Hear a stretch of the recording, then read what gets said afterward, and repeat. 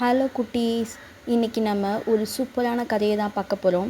ஏற்கனவே மகாவிஷ்ணுவோட முதல் அவதாரமான மச்ச அவதாரம் பார்த்துட்டோம். இன்றைக்கி மகாவிஷ்ணுவோட இரண்டாவது அவதாரமான கூர்ம அவதாரம் பற்றி தெரிஞ்சுக்கலாமா? ஒரு முறை துர்வாச முனிவருக்கு ஒரு தேவதை ரொம்ப வாசனையான ஒரு பூமாலையை பரிசாக கொடுத்தாங்க. அந்த சமயத்தில் இந்திரன் தனது ஜராவதம் என்ற வெள்ளை யானையின் மீது ஏறி ஊர்வலமாக வந்து கொண்டிருந்தார். துர்வாச முனிவர் அந்த பூ மாலையை இந்திரனுக்கு அன்பளிப்பாக கொடுத்தார். ஆனால் இந்திரன் அந்த மாலையை மரியாதையுடன் வாங்காமல் தனது யானையின் தலை மீது வைத்தார். அந்த யானைக்கு மாலையின் மதிப்பு தெரியவில்லை. அது மாலையை தனது தும்பிக்கையால் எடுத்து தரையில் போட்டு மிதித்தது. இதை பார்த்த துர்வாச முனிவர் கடும் கோபமடைந்தார். துர்வாச முனிவர் கோபமாக, உனக்கு ரொம்ப தலைகணம் வந்துருச்சு இந்திரனே, நீ செய்த தப்புக்காக உன் சக்தியெல்லாம் இன்னையோடு போயிடும்னு தண்டனை கொடுத்துட்டார். அடுத்த கணமே தேவலோகம் தன் அழகை இழந்தது. தேவர்கள் அனைவரும் பலவீனமானார்கள். இதை பயன்படுத்தி கொண்ட அசுரர்கள் தேவர்கள் மீது போர் தொடுத்து தேவலோகத்தை பிடிச்சிக்கிட்டாங்க. தங்கள் சக்தியை இழந்த தேவர்கள் எல்லாரும் மகாவிஷ்ணு கிட்ட போய் உதவி கேட்டாங்க. அப்போ மகாவிஷ்ணு சொன்னார், கடலுக்கு அடியில் அமிர்தம் இருக்குது, அதை எடுத்து நீங்கள் குடித்தா உங்களுக்கு திரும்பவும் பழையபடி சூப்பர் பவர்ஸ் கிடைச்சிடும்னு சொன்னார்.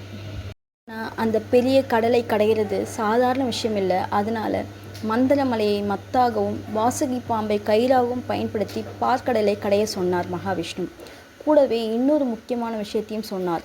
இந்த வேலையை நீங்கள் மட்டும் தனியாக செய்ய முடியாது, அசுரர்களையும் சேர்த்துக்கிட்டாதான் செய்ய முடியும்னு சொன்னார். அதனால் தேவர்கள் அசுரர்கள்கிட்ட போய் உங்களுக்கும் அமிர்தம் தரேன்னு சொன்னாங்க. அந்த ஆசையில் அசுரர்களும் உதவி செய்ய ஒத்துக்கிட்டாங்க.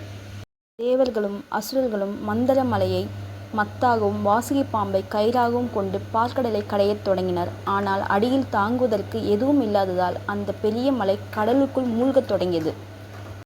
மகாவிஷ்ணு ஒரு பெரிய ஆமையாக, அதாவது கூர்ம அவதாரம் எடுத்து கடலுக்கு அடியில் சென்றார். மூழ்கி கொண்டிருந்த மந்தர மலையை தனது முதுகில் தாங்கி பிடித்தார்.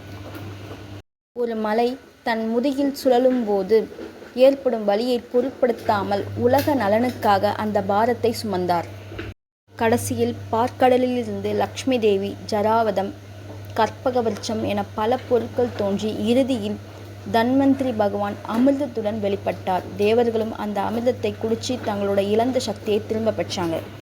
இந்த கதையோட நீதி என்னன்னா, மற்றவங்களுக்கு உதவியாகவும் எவ்வளவு கஷ்டம் வந்தாலும் பொறுமையாகவும் இருந்தால் எதையும் சாதிக்கலாம் என்பதே இந்த அவதாரம் நமக்கு சொல்லும் பாடம். குட்டீஸ், இதோ உங்களுக்கான கேள்வி. மகாவிஷ்ணு எடுத்த இரண்டாவது அவதாரத்தின் பெயர் என்ன? ஆப்ஷன் ஏ மச்ச அவதாரம், மீன் அவதாரம். ஆப்ஷன் பி கூர்ம அவதாரம், ஆமை அவதாரம். நாளைக்கு இன்னொரு இன்ட்ரெஸ்டிங்கான ஸ்டோரியில் உங்களை வந்து சந்திக்கிறேன். ஓம் நமோ நாராயணா. நன்றி, வணக்கம்.